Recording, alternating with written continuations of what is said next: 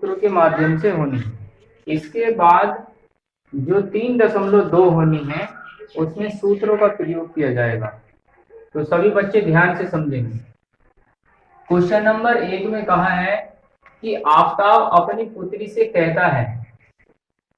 कौन कहता है? आफताब अपनी पुत्री से कहता है, मतलब वो अपनी तुलना अपनी पुत्री से करता है। 7 वर्ष पूर्व मैं तुमसे 7 गुनी आयु का था, अब से 3 वर्ष बाद मैं तुमसे केवल 3 गुनी आयु का रह जाऊंगा। इस स्थिति को बीजगणितीय एवं ग्राफीय रूपों में व्यक्त कीजिए। स्पेस कम होने के कारण से मैंने इसको शॉर्ट लिख दिया है, ये ध्यान देना है। तो अब बात आ रही है, जो चल रही है आफताब। आफताब कौन है? एक पुत्री का पिता है। तो आफताब पिता है और वो किससे तुलना कर रहा है? अपनी पुत्री से तुलना कर रहा है। तो उसने कहा है कि इतने वर्ष बाद और इतने गुना मैं हो जाऊंगा या रह जाऊंगा। लेकिन बात की है, लेकिन वर्तमान आयु की बात इसमें नहीं बताई है। तो हमें सबसे पहली बात यह है कि इस प्रकार के क्वेश्चनों में हमें क्या करना होता है? वर्तमान आयु मान लेनी चाहिए। तो मैं क्वेश्चन नंबर 1 सॉल्व करूंगा। तो क्वेश्चन नंबर 1 में मैं यहां लिखूंगा, माना आफताब की वर्तमान आयु बराबर x मान लें। क्योंकि ये 2 चरों में रैखिक समीकरण के नाम से चैप्टर है, तो इस प्रकार से 2 चरों में हमें मानना पड़ेगा। तो आफताब की वर्तमान आयु, वर्तमान मीन्स अब, कितनी? x मान ली, x वर्ष। इस प्रकार जो है, अब उसकी पुत्री के है तो पुत्री की वर्तमान आयु बराबर y वर्ष। तो इन क्वेश्चनों को हम चुटकियों में सॉल्व करेंगे, एकदम शॉर्ट ट्रिक के माध्यम से। पुत्री की आयु y वर्ष। अब बात हो रही है, अब वो तुलना कर रहा है, यानी मैं पहली कंडीशन यहां पे लिख देता हूं, यानी पहली शर्त से, प्रथम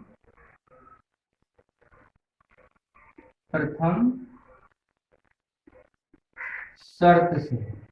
अब पहली शर्त के अनुसार क्या कहा है उसने? यहां पे आ जाए 7 वर्ष पूर्व। तो सबसे पहली बात यह है कि दोनों की आयु में क्या हो रहा है? तुलना हो रही है। जब भी कभी यानी किन्हीं 2 आयु के बीच में तुलना हो रही है, तो तुलना के रूप में हम सबसे पहले उनको लिख लेंगे। यानी आफताब बड़ा है तो आफताब को हम क्या करेंगे? पहले लिखेंगे और बराबर यहां लिखेंगे। और तुलना किससे हो रही है? उसकी पुत्री से। तो ये आयु किसकी है? x, आफताब की है। और y आयु किसकी है? पुत्री की है। तो दोनों, यानी आफताब अपनी पुत्री से अपनी आयु की तुलना कर रहा है पहली शर्त के अनुसार। क्या कहा है? कि 7 वर्ष पूर्व। पूर्व मीन्स पहले। यदि मेरी आयु इस समय 30 वर्ष है, तो क्या 7 वर्ष पहले कितनी होगी? 20 में से 7 माइनस हो जाना। यदि मेरी आयु x है तो x में से 7 माइनस हो जाना। तो यहां पर 7 वर्ष पूर्व, तो पूर्व मीन्स पहले, यानी 7 वर्ष पहले। तो क्या करेंगे इसमें? सबसे पहले दोनों ओर से 7 घटा देंगे। क्लियर? इसके बाद में, यानी 7 वर्ष पूर्व मैं तुमसे 7 गुनी आयु का था। तो कहने का मतलब ये है कि ये जो पिता है वो अपनी पुत्री से कितनी, यानी 7 वर्ष पहले और 7 गुनी आयु का था। किससे बात हो रही है? यानी वो पुत्री की आयु की गुनी। यानी कहने का मतलब ये है कि हमें गुना किसका करना होगा? पुत्री की आयु का। तो क्योंकि किसके लिए बात हो रही है? पिता के लिए। पिता कहता है पुत्री से कि मैं तुमसे कितनी गुनी आयु का हूं? 7 गुनी आयु का। तो यहाँ पे मैं लिख देता हूं 7। तो यहाँ गुने के लिए क्या किया? 7 से इसकी मल्टीप्लाई होगी। तो यहाँ पे इसको आगे सॉल्व कर लेंगे। x माइनस 7 बराबर इसकी मल्टीप्लाई कर दो, 7y 7 सत्ते कितना हो गया 49। अब क्या करेंगे इसमें एक्स वाई वालों को एक साइड ले आएंगे, ये प्लस में है तो माइनस में हो जाएगा, और ये इसी प्रकार से ऐसे लिख देंगे 49, ये माइनस में है तो इधर जा करके प्लस हो जाएगा। तो यानी x माइनस 7y बराबर, अब यहाँ देखो माइनस के 49 है और प्लस के 7 है, तो कितने बचे माइनस के 42। ये हमारी समीकरण नंबर 1 होगी। अब दूसरी शर्त में क्या कहा है उसने, सेकंड शर्त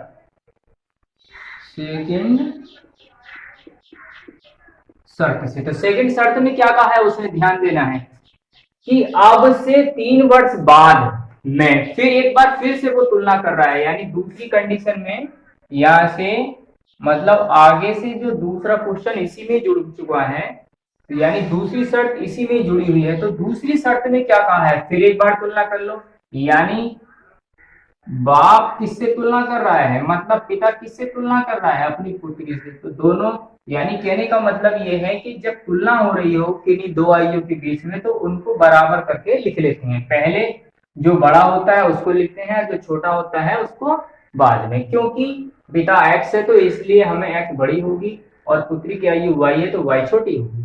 तो इसलिए पहले क्या लिखा हमने, पिता की आयु, बाद में क्या लिखा, पुत्री की आयु। तो क्या कह रहा है कि अब से 3 वर्ष बाद में जुड़ जाएगा, यानी पूर्व के लिए घटता है और बाद के लिए जुड़ता है। तो 3 वर्ष बाद, तो दोनों ओर क्या करेंगे हम 3 प्लस कर देंगे यहाँ पर, ये कर दिया। अब क्या करना है इसमें, उसने कहा है कि 3 वर्ष बाद मैं तुमसे केवल 3 गुनी आयु पर रह जाऊंगा। तो यानी अपनी पुत्री से जो है वो कितनी गुनी, 3 गुनी आयु की। तो क्या करना है, हमें यहाँ 3 से मल्टीप्लाई कर देनी है। समझ में आया होगा भाई, यही तो है। तो इसकी क्या करेंगे, पुत्री की जो है 3 से मल्टीप्लाई कर देंगे। तो यहाँ पर देखेंगे x प्लस 3 बराबर 3y, और ये कितना हो गया 3 तिया 9। तो x y वाले एक साइड ले आएंगे, ये प्लस है तो माइनस हो जाएगा, ये 9 है, ये प्लस है तो बराबर के बाद ले जाओ, क्योंकि नंबर की तरफ ले जाएंगे, जैसे नंबर की ओर ले गए और चर वाला चर की तरफ ले गए। तो ये प्लस में है तो माइनस में हो गया। तो यहां से आया x माइनस 3y बराबर 9 में से 3 माइनस हो गया तो कितना बचा, 6 बचा। ये समीकरण नंबर 2 हो गई हमारे पास। तो अब क्या करना है, हमें ग्राफीय मेथड से इसको सॉल्व करना है। यहाँ पे देखो, इस स्थिति में बीजगणितीय एवं ग्राफीय रूप में व्यक्त कीजिए। तो हम क्या करेंगे इसमें, सबसे पहली बात हमें करना है ग्राफ बनाना है, लेकिन हमें सबसे पहले यूज करना है समीकरण नंबर 1 को ले लो। समीकरण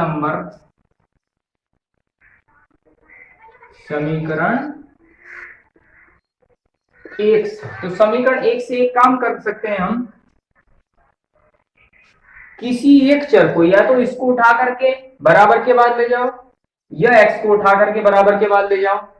तो जिसमें जिसको सुविधा है उसको हम ले जा सकते हैं। जैसे कि मैंने क्या किया, सुविधा के लिए ये x लिया, इसको मैं बराबर के बाद ले जाता हूं। तो माइनस के 42 यहाँ है, ये रखा हुआ, तो ये माइनस से क्या हो गया, प्लस हो गया।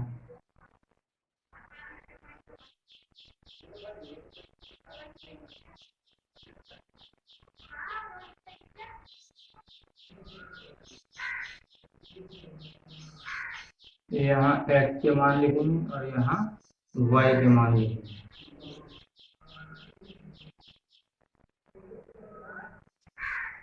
यहाँ a बिंदु ले लो, यहाँ b और यहाँ c ले लेंगे। तो अब हमें ये मान अपनी इच्छा के अनुसार चुनने हैं, लेकिन हम ज्यादा बड़े मान नहीं चुनते, कोशिश करें कि छोटे से छोटे मान चुनें, उनको ग्राफ में दर्शाने में आसानी होती है। यदि क्वेश्चन में बड़ी वैल्यू है तो वहां हमारी समस्या है, वहां हमें बड़े मान मानने पड़ते हैं। लेकिन यहाँ पर देखो क्या करेंगे हमें y के मान निकालते जाओ। तो एक काम कर लेंगे कि y के स्थान पर, मतलब ऐसा अपनी मर्जी से मान चुनने चाहिए कि हमें ऐसे मान चुने कि वो रिजल्ट उसका लगभग मतलब ज्यादा बड़ा ना आए, कम से कम में आए। तो y बराबर हम इसमें क्या करेंगे, y बराबर ऐसे कर लो 5 रख लो, y बराबर 5 पर, तो y बराबर 5 रख दो। तो हमने y का मान सबसे पहले क्या रखा, 5 रखा। तो एक काम कर लो यहाँ, अब जब मैं y बराबर 5 रखूंगा तो यहाँ पर निकल करके आएगा x बराबर माइनस के 42 प्लस 7 मल्टीप्लाई 5। तो यहाँ निकल करके आएगा माइनस के 42 प्लस 7 पंजे 35।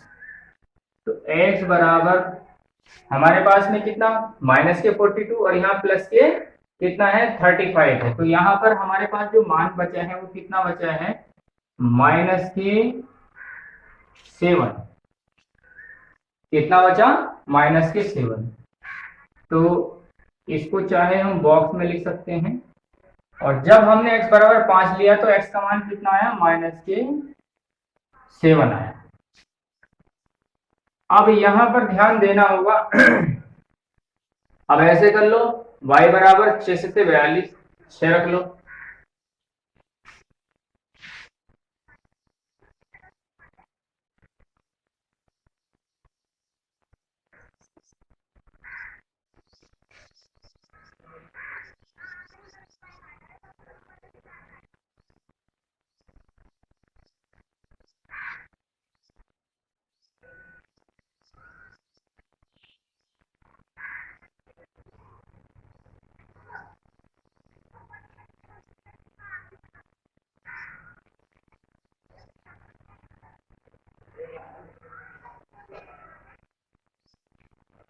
y बराबर 6 पर, y बराबर 6 रखने पर, तो जब हम y बराबर 6 रखेंगे यहाँ पर, तो x बराबर माइनस के 42 और यहाँ प्लस 7 मल्टीप्लाई 6। तो x बराबर माइनस के 42 और प्लस के 7 42। तो ये इससे कैंसिल हो जाएगा, अर्थात कितना आ गया हमारे पास में x का मान 0। तो हमने क्या, जब x बराबर यानी y बराबर 6 रखा, तो यहाँ पे 6 लिखेंगे, y बराबर 6 रखा तो x का मान कितना आया, 0 आया। x वाले कॉलम में x वाले मान, y वाले कॉलम में y वाले मान। तो हम 2 भी निकाल सकते हैं और 3 भी निकाल सकते हैं। 3 मान तक यहाँ ले लेना है बस केवल।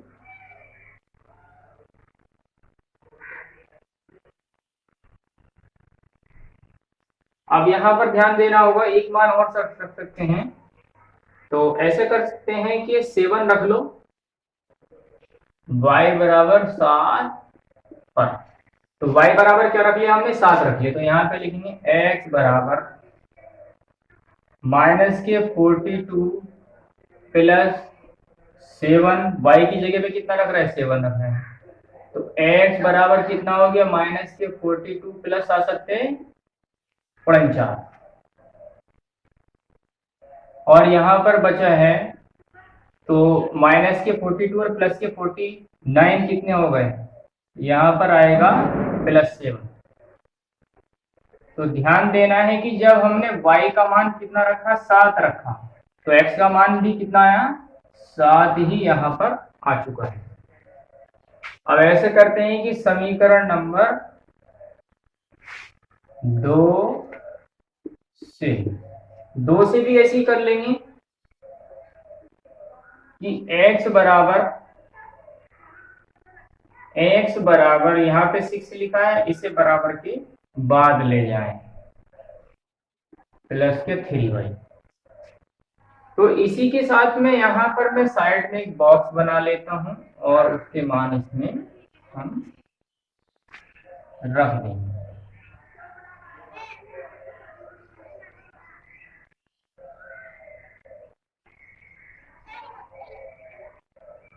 यहाँ x और यहाँ y। यहाँ ए बी सी यानी बिंदुओं के लिए लिया मैंने, यहाँ पे लिखूंगा डी ई ई और यहाँ पर एफ। ठीक है, तो अब मुझे यहाँ भी ऐसे मान चुनने होंगे कि जो आसानी है। ऐसे करते हैं कि अगर मैं y बराबर 1 ले लूं तो 6 और 3 9 हो जाएगा, लेकिन मैं माइनस के ले लूं तो और छोटे मान हमारे पास आ सकते हैं। तो ऐसे करते हैं कि y बराबर क्या ले लें, माइनस का ले लो, y बराबर -1 पर। तो x बराबर 6 प्लस 3 मल्टीप्लाई -1, तो x बराबर 6, तो प्लस माइनस माइनस और 3 का 3। तो अब मुझे यहाँ इसको सॉल्व करना होगा।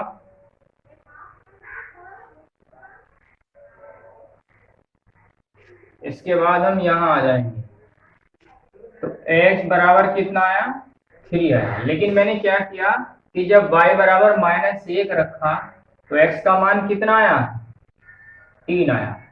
यदि मैं अब y बराबर -2 ले लूं तो -2 रख सकते हैं, ये मान अपनी इच्छा के अनुसार रखने होते हैं। y बराबर -1 पर, तो यहाँ पे देखेंगे कि x बराबर 6 प्लस 3 मल्टीप्लाई -2, तो x बराबर 6 प्लस माइनस माइनस 3 दूनी 6, तो यहाँ पर माइनस से प्लस कैंसिल हो गया तो 0 आ गया, यानी 6 में 6 गया 0 बचा। तो जब मैंने y का मान 2 लिया तो यहाँ पर मुझे x का मान कितना, 0 मिला। अब ऐसे करता हूं कि y बराबर चलो -3 ले लो, y बराबर -3 पर, यानी y बराबर -3 रखने पर, तो x बराबर 6 प्लस 3 मल्टीप्लाई -3, तो x बराबर कितना आ गया, 6 प्लस माइनस माइनस 3 किया 9, तो x बराबर कितना है, 6 में से 9 जा रहा है, मतलब माइनस के 9 और प्लस के 6 है, तो कितने बचे, माइनस के 3 बचे। तो यहाँ क्या करेंगे, जब हमने y बराबर -3 लिया तो x का मान कितना प्राप्त हुआ, -3 ही प्राप्त हुआ। अब इसकी सहायता से हमें क्या करना है, ग्राफ बना लेना है, ध्यान रखना है। तो इसका स्क्रीनशॉट ले सकते हैं और मैं यहाँ पर इस क्वेश्चन को सॉल्व करूंगा।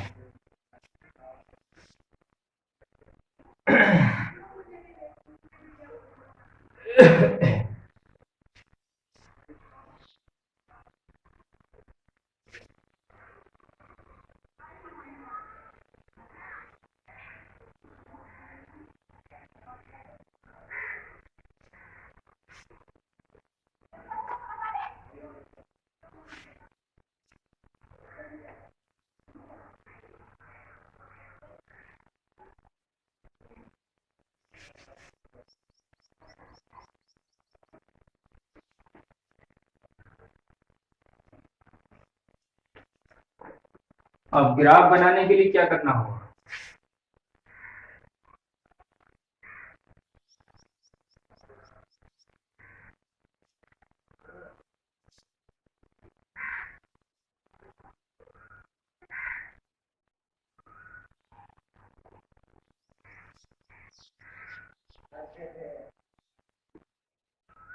यहाँ पर होता है मूल बिंदु जिसको हम 0 बोलते हैं। यहाँ लिख देता हूं मैं इसको। अब यहाँ पर देख लो कितने, सबसे बड़ा नंबर इसमें कहाँ, कितना 7 दिखाई दे रहा है ना, तो क्या करेंगे, 7 पॉइंट हम यहाँ पे ले लेंगे, 1 1 1 2 3 4 5 6 और 1 7, 1 2 3 4 5 6 7, 1 2 3 4 5 6 7, 1 2 3 4 5 6 और 1 7। मैंने साथ साथ चाहो तो इधर नंबर डाल दो, यानी ये एक्स अक्ष की धन दिशा है और ये एक्स अक्ष की ऋण दिशा है, ये वाई अक्ष की धन दिशा और ये वाई अक्ष की ऋण दिशा है। यहाँ नंबर चाहो तो नंबर डाल सकते हैं हम। इधर तो प्लस है 1 2 3 4 5 6 7, 1 2 3 4 5 6, ये 7। इधर माइनस के नंबर चलेंगे -1 -2 -3 -4 -5 -6 और ये -7। ऐसे ही इसी प्रकार यहाँ भी चलेंगे -1 -2 -3 -4 -5 -6 -7। अब टेबल नंबर ए में दर्शाएंगे कि हमारा जो बिंदु है, यानी हम पहले क्या चलेंगे, एक्स पर चलेंगे। पहला जो बिंदु प्राप्त होगा, जो ए वाला हमें प्राप्त होगा, तो एक्स बराबर -7 चलेंगे। तो माइनस चलना है, तो एक्स अक्ष की, यानी एक्स अक्ष की पूरी लाइन है, तो हमें क्या करना है, माइनस है तो माइनस की ओर चलेंगे। तो माइनस ये है ना, तो हम यहाँ पर आ गए। कहाँ आ गए, यहाँ आ गए। पहले एक्स पर चलेंगे, फिर वाई कितने चल रहा है, प्लस का है, तो y यहाँ चल रहा है, ठीक है ना। तो अब इसके ठीक सामने से हम यहाँ ध्यान देंगे और इसके 5 वाले नंबर पर, यानी हमारा जो पॉइंट है वो यहाँ पर पड़ेगा। ग्राफ में खानों के बराबर हमें लेना होगा। तो यहाँ पर हमारे पास जो पॉइंट ए है, पॉइंट ए के निर्देशांक, यानी पहले 7 चले तो -7,5। इसके बाद में x चलो 0, ये तो 0 पर ही रहेगा भाई। यहाँ पे 0 है, x का मान यानी 0 है, तो 0 पर तो यही रहेगा। और y कितना 6 है, तो यानी 6 ऊपर चल जाओ, यहाँ है। तो यहाँ क्या करेंगे, बिंदु B की निर्देशांक दिखा दो। बिंदु B के कितने हैं, 0,6। इसके बाद में C वाला, यानी x अक्ष की जो है धन दिशा प्लस का 7 है, तो यहाँ है। और y की धन दिशा 7 है, तो इसके ठीक सामने कहाँ आएगा, यहाँ आकर के, यानी ये ठीक इसके सामने जाएगा। तो यहाँ पर कहीं पॉइंट ये आ जाएगा। तो इस पॉइंट यानी C के निर्देशांक कितने, 7,7। अब ये ध्यान देना है कि स्केल रख करके इसको हम क्या बना देंगे, एक लाइन खींच देंगे। ये हमारा ग्राफ बन करके तैयार हो जाता है। ये जो बिंदु हैं, ये बिल्कुल एक लाइन पर ही आएंगे, यानी ये बिंदु अगर एक लाइन आमने सामने बिल्कुल सीधी लाइन पर है तो हमारा आंसर गलत है, अन्यथा हमारा आंसर कहीं हम गलत कर चुके हैं। तो इसी प्रकार से अब इसकी जो समीकरण है मैंने रफ कर दी है, तो समीकरण नंबर 1 यहाँ लिख देंगे इस लाइन के ऊपर। इसी प्रकार से अब टेबल जो अगली वाली है वो टेबल दर्शाएंगे, यानी x कितना है हमारा 3, तो यहाँ 3, x का मान कितना है 3 है, तो यहाँ 3 है। और y कितना -1, तो -1 यानी हम यहाँ पर हैं भाई। y अक्ष की जो है निगेटिव डायरेक्शन में जाना है, तो यहाँ है। तो इसके ठीक सामने यदि हम लेंगे, तो इसके ठीक सामने यहाँ पर पॉइंट आएगा। तो इस पॉइंट यानी डी पॉइंट के बिंदु कितने हैं जी हमारे, 3, -1, क्योंकि पहले x वाले की वैल्यू रखी जाती है, फिर y वाले की रखी जाती है। बिंदु जो होता है वो x, y होता है। तो यहाँ पर ये हमारा पॉइंट। अब हमें क्या करना है कि x 0 है, तो 0 तो यही रहेगा, और y कितना है -2, तो -2 हमारा ये रहा, तो यानी यहाँ आ जाएगा। तो ये पॉइंट क्या है, पॉइंट ई के निर्देशांक कितने हैं, 0,-2 है। इसके बाद में f वाला पॉइंट आ जाओ, तो x कितना चल रहा है, -3 चल रहा है। तो x हम चल गए यहाँ पर, यानी x वाली डायरेक्शन माइनस वाली ये है, तो हम यहाँ पर हैं इस समय यहाँ। और एफ यानी वाई कितना है, ये -3 है। तो हमारा ये रहा, तो इसके ठीक सामने और इसके ठीक सामने ए यहाँ पर पड़ेगा, इसके ठीक सामने और इसके ठीक सामने, इसके ठीक सामने और इसके ठीक सामने यहाँ पर। तो ये पॉइंट जो है हमारा एफ के निर्देशांक कितने हैं, -3, -3। अब ये लाइन बिल्कुल इस पॉइंट को मिलाकर के, इसलिए लग करके इसको, इस लाइन को मिला,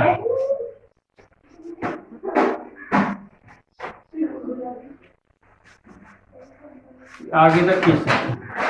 और जो समीकरण नंबर 2 है, क्योंकि ये जो लाइन खींची है, ये जो ग्राफ खींचा है, ये समीकरण नंबर 2 का है, तो इसमें इक्वेशन नंबर 2 यहाँ लिख देंगे, यहाँ लिख सकते हैं या यहाँ लिख दें, यहाँ लिख देंगे, और समीकरण नंबर 1 इसके ऊपर लिख दें।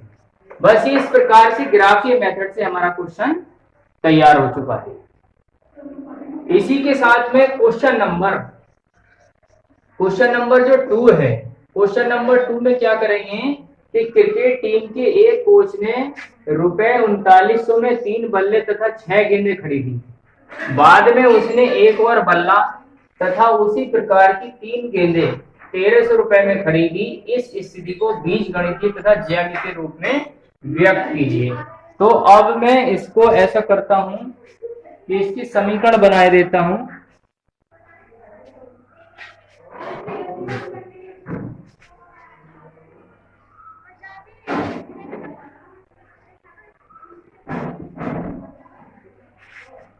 क्योंकि क्वेश्चन नंबर 2 और क्वेश्चन नंबर 3 ये होमवर्क से हैं, ये ध्यान रखना है, लेकिन मैं इसमें क्या करता हूँ, थोड़ा सा इक्वेशन के बारे में बता देता हूँ। यहाँ पे देखेंगे क्रिकेट टीम के एक कोच ने ₹3900 में 3 बल्ले तथा 6 गेंदें खरीदी, और उसने कहा है कि बाद में उसने एक और बल्ला तथा उसी प्रकार की 3 गेंदें ₹1300 में खरीदी। इस स्थिति को बीजगणितीय तथा ज्यामितीय रूप में ज्ञात कीजिए। तो कहने का मतलब यह है कि 3 बल्ले और 6 गेंदें उसने कितने में, ₹3900 में खरीदी। लेकिन हमें सबसे पहले जो ज्ञात करना होगा वो ये होगा कि एक बल्ला और 6 गेंद, यानी कहने का मतलब एक बल्ला और गेंद, बात चल रही है बल्ले और गेंद की। तो हमें जब तक हम बल्ले का और गेंद का मूल्य नहीं मान लेंगे तो हमें कैसे ऐड करेंगे कि ये इतने का मिला होगा। तो इस प्रकार से हम इसमें क्या कर लेंगे, मान लेंगे कि माना एक बल्ले का मूल्य बराबर X रुपए और एक गेंद का मूल्य बराबर Y रुपए।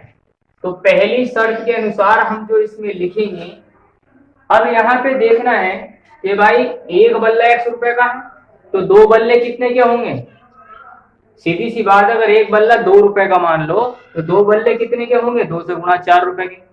और 3 बल्ले कितने के होंगे, 3 से गुणा। 4 बल्ले कितने के होंगे, 4 से गुणा। अगर 2 बल्ले है तो 2x हो जाएगा, 3 बल्ले है तो 3 से गुणा, 4 बल्ले तो 4 से गुणा। ऐसे ये एक गेंद का मूल्य Y रुपए, 2 गेंद का मूल्य 2Y, ठीक है। 3 गेंद का मूल्य 3 से गुणा, 4 गेंद का मूल्य 4 से गुणा, इस प्रकार से। तो यहाँ क्या करेंगे हम, मतलब 3900 में मिल रही है, मिलकर ही तो मिल रही है। तो पहली शर्त के अनुसार यानी मैं लिखूंगा 3x, भाई ये 3x रुपए में मिल रही है। अगर हम दुकानदार को पैसे देंगे, मान लीजिए हमने 2 सामान खरीदे, साबुन और शैम्पू खरीद लिया, तो साबुन कितने रुपए का, उसने हमसे 10 रुपए काट लिए। कितने काट लिए, 10 रुपए काट लिए। तो हम सीधी सी बात है कि साबुन हमें, मान लीजिए छोटी सी बात है, 5 रुपए का साबुन है और 5 ही रुपए, मान लीजिए, चलो मान लेते हैं कि 6 रुपए का साबुन है और 4 रुपए का शैम्पू। तो हमने साबुन और शैम्पू दोनों को जोड़ करके तो उसको पैसे दिए, या 2 बार में दिए कि पहले 6 ले और बाद में 4 ले लेना, जोड़ करके दिए होंगे ना। तो इसी प्रकार से 3 गेंदे और 6 गेंदों का जोड़ करके पैसे 3900 रुपए दिए गए।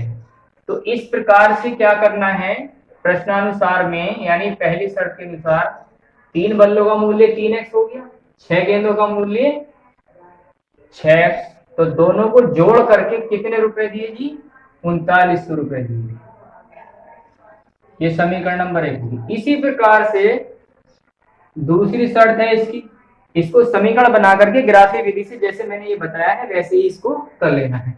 तो इसी प्रकार से यानी उसने एक बल्ला, एक और बल्ला तथा उसी प्रकार की 3 गेंदें, उसने एक बल्ला और खरीदा, तो एक बल्ले का तो सीधा सीधा एक्स ही हो जाएगा, एक एक्स प्लस दूसरी शर्त के अनुसार है, तो यहां पर लिखा है 3 गेंदें, तो 3 सॉरी यहां पर y लिखना था, मुझे भूल से लिख दिया मैंने, ठीक है नहीं। तो यहाँ 3y बराबर, यानी इन दोनों का योग कितने के बराबर है जी? ये लिखा 1300, तो मैं लिखता हूं इसको 1300 रुपए। तो ये समीकरण नंबर, इसको 1 को लिखना जरूरी नहीं है, तो ये समीकरण नंबर 2 हमारी होगी। इस प्रकार से ग्राफिक विधि से हम कर सकते हैं। इसी प्रकार से इसको भी मान लें कि 2 किलो सेब और 1 अंगूर का मूल्य किसी दिन 160 रुपए था, तो 1 महीने बाद कितना हुआ ये हो गया। तो कहने का मतलब इसी प्रकार से इसको कर लेना है कि सबसे पहले हमें यानी 1 किलो अंगूर का मूल्य मान लो और 1 किलो सेब का मूल्य मान लो, तो टोटल कितना है, इसी प्रकार से समीकरण बन जाएगी। और सॉल्व करने हैं ये दोनों, क्वेश्चन नंबर 2 और क्वेश्चन नंबर 3 जो है वो होमवर्क से हैं, ये ध्यान रखना है। और चैनल को सब्सक्राइब जरूर कर लेना यूट्यूब पर जाकर के ब्रह्मपाल सर के नाम से।